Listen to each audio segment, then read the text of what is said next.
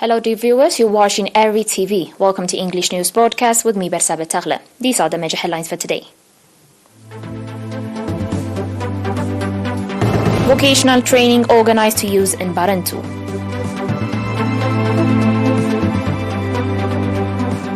Support extended to families of Madis in Eritrea subzone. African Climate Summit opens in the Democratic Republic of Congo. And Swedish scientist Svante Pääbo wins Nobel Prize in Medicine.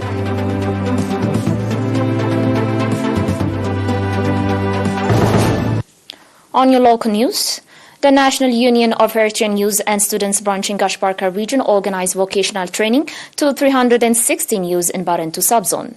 The 3 months' theoretical and practical training included computer technology, editing and graphics, beauty salon as well as first aid. At the concluding event of the training conducted on 29 September, Mr. Marikos Grmadian, head of the National Union of Eritrean Youth and Students branch in the region, said that the objective of the training was to develop the vocational capacity of the youth and enable them improve their livelihoods with the training they were provided. Mr. Marikos also said that in the past 9 months, 564 youths in the subzone have been provided with various vocational trainings. Speaking at the event, Mr. Yamane Mahari, acting administrative head of the subzone, called on the trainees to upgrade their capacity practically on the ground and become exemplary to their fellow youths in the subzone.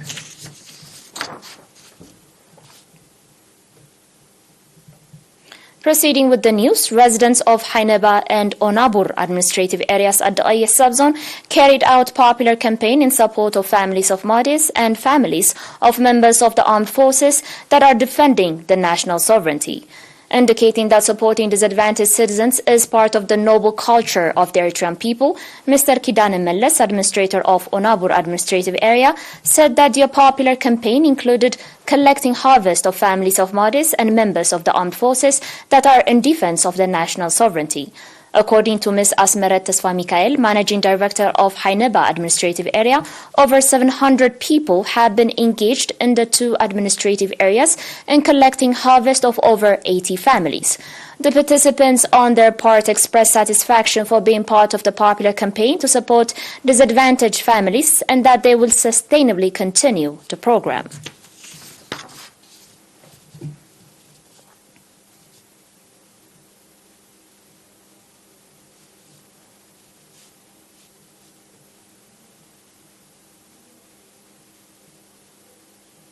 On your last local report, 3 patients have been diagnosed positive for COVID-19 and tests carried out today at testing station in the central region. The total number of confirmed cases in the country to date has accordingly increased to 10,173.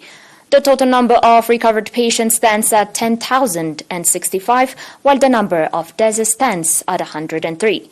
Ministry of Health, Asmara, October 3, 2022.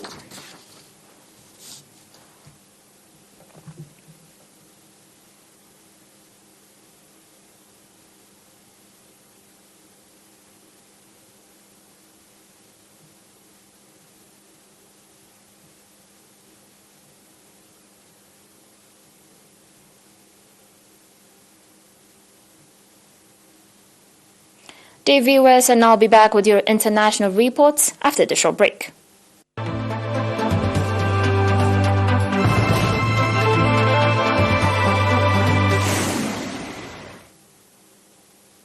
Welcome back. Environment ministers from about 50 countries have gathered in the Democratic Republic of Congo today for a pre-COP27 climate summit, with rich nations likely to come under pressure to raise spending to combat climate change. The talks in the Democratic Republic of Congo's capital, Kinshasa, are informal but meant to allow various countries and green groups to take stock of political positions ahead of the COP27, the United Nations climate gathering of world leaders in Egypt next month. An opening ceremony took place in Congolese Parliament building in Kinshasa, followed by discussions on mitigating climate change and providing funding for countries already damaged by global heating and severe weather events. Delegates from about 50 countries are expected to attend the talks, including United States climate envoy John Kerry.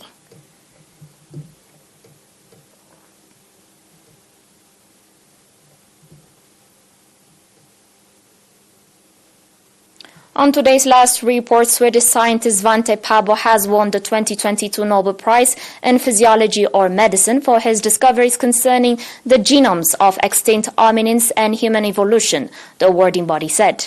Through his pioneering research, Svante Pääbo accomplished something seemingly impossible, sequencing the genome of the Neanderthal, an extinct relative of present-day humans. He also made the sensational discovery of a previously unknown hominin, Denisova, the Nobel Committee said today. The jury highlighted that Pääbo, the director of the Department of Genetics at the Max Planck Institute for Evolutionary Anthropology, had also discovered that gene transfer had occurred from these now extinct hominins to Homo sapiens, following the migration out of Africa some 70,000 years ago. According to the jury, this ancient flow of genes to present-day humans has physiological relevance today, for example, affecting how our immune system reacts to infection. Moreover, COVID-19 patients with a snippet of Neanderthal DNA run a higher risk of severe complications from the disease, and this is according to Pääbo reports in a 2020 study. You're still watching us on ERi-TV, dear viewers, and now recap of today's major headlines. Vocational training organized to use in Barentu.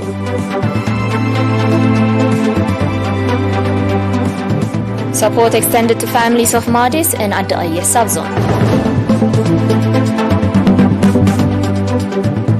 African Climate Summit opens in the Democratic Republic of Congo. And Swedish scientist Svante Pääbo wins Nobel Prize in Medicine.